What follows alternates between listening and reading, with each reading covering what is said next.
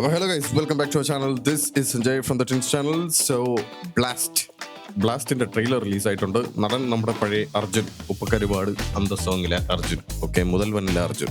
So കണ്ടതിന് ശേഷം നമുക്ക് ബാക്കി കാര്യങ്ങൾ പറയാം. Ready? Come on. Okay, there we go.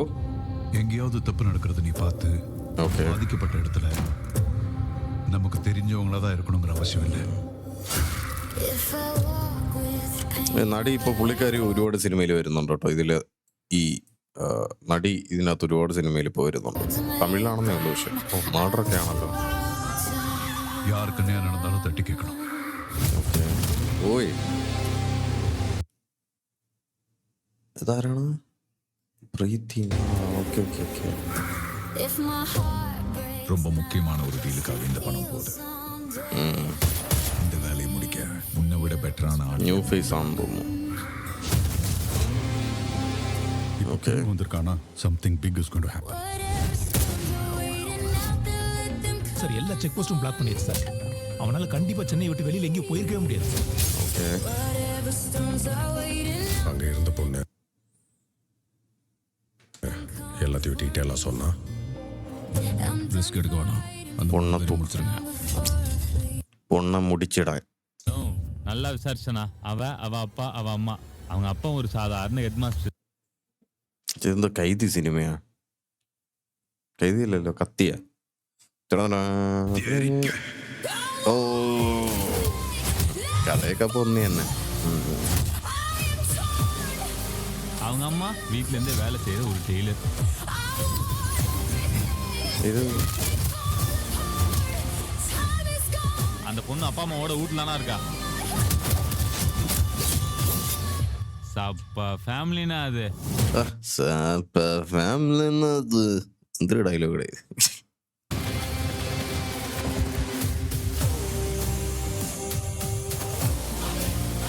എല്ലാരും ആടിക്കാരാണ് കേട്ടോ. ഒരു വ്യത്യാസം ഇല്ല ഉള്ളതാണ്.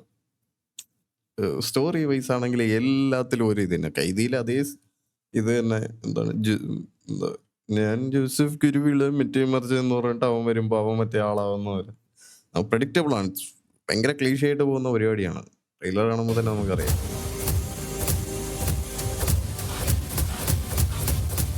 ഇതിപ്പോൾ ഒരു പുതിയ ട്രെൻഡാണ്. പെമ്പിള്ളേർ ചെന്ന് ഈ 100 കിലോ ഉള്ള 100-150 കിലോ ഉള്ള ഇവന്മാരെ ഗുണ്ടകളെ ചെന്ന് അടിച്ചിടുന്നത്, തൂക്കിത്തറ അടിക്കുന്നൊക്കെ എന്തൊക്കെ കാണണം. ഒരു என்ன கொன்னுட்டா இதெல்லாம் முடிஞ்சிடும் நினைச்சியா? எனக்கும் மேல ஒருத்தர் இருக்கான். அவன் கண்டிப்பா എല്ലാം ഇത് തന്നെ.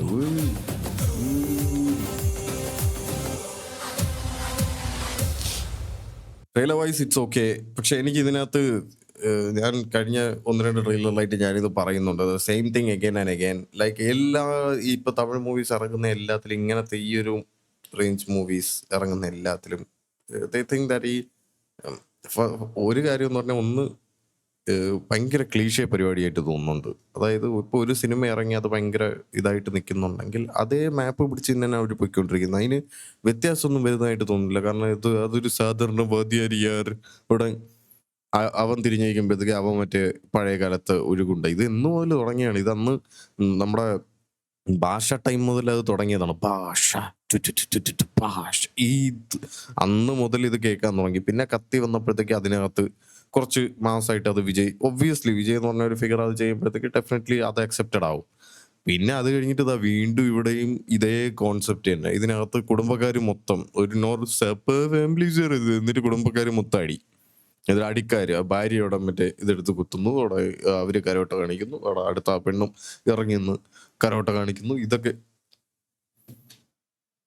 ഓക്കെ, മൂവിക്കകത്ത് അങ്ങനെ അടിക്കുന്നത് ഇടിക്കുന്നത് കാണിക്കട്ടെ, ഇറ്റ്സ് അക്സെപ്റ്റബിൾ. ബട്ട് ഇത് same thing again and again. എല്ലായിടത്തും ഒരേ ഇത് തന്നെ. കുറെ ഗുണ്ടകളുണ്ട്. ഇത് പെണ്ണ് കൊലപാതകം ചെയ്തു, പെണ്ണ് കണ്ടു. ഇതിപ്പോ സിനിമ കഥ എന്താണെന്നുള്ളത് ഞാൻ പറഞ്ഞു. ഇപ്പൊ തിയേറ്ററിൽ പോയി കാണേണ്ട ആവശ്യമൊന്നുമില്ല.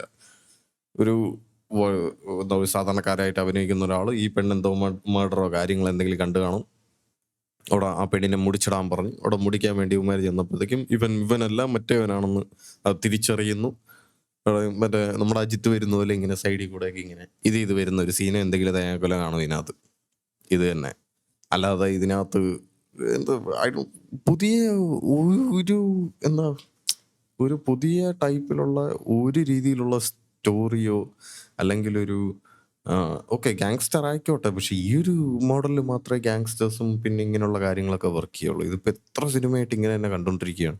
പിന്നെ ടു മേക്ക് ദിസ് കൂൾ അല്ലെങ്കിൽ ഇത് ഭയങ്കര മറ്റേ എന്താണ് അങ്ങനത്തെ ഒരു മൂവിയാണെന്ന് കാണിക്കാനായിട്ട് ഇപ്പോൾ ഇവർ ചെയ്യുന്ന ഒരു കാര്യം എന്ന് വെച്ചാൽ റോ വയലൻസ് അങ്ങ് കാണിക്കും. അത് ഈ കൈ വെട്ടിയിട്ട് അത് ഇവിടെ വെച്ചേക്കുന്നത്, കഴുത്ത് വെട്ടിയിട്ട് അതവിടെ വെച്ചേക്കുന്നത്, എന്നിട്ട് ആ കൈ എടുത്തുകൊണ്ട് അത് കാണിക്കുന്നു ഇത് കാണിക്കുന്നു.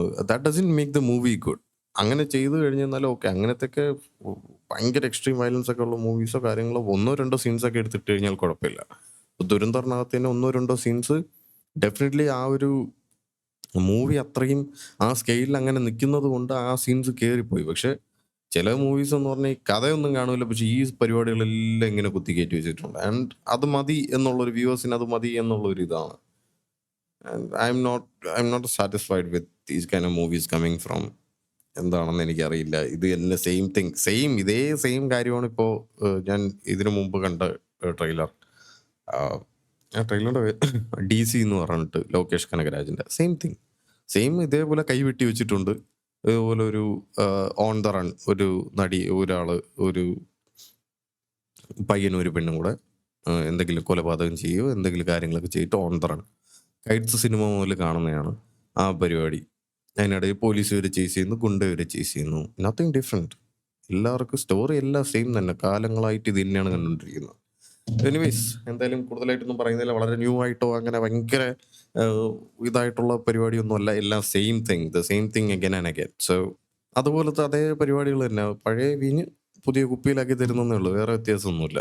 So anyways I will see you guys next time.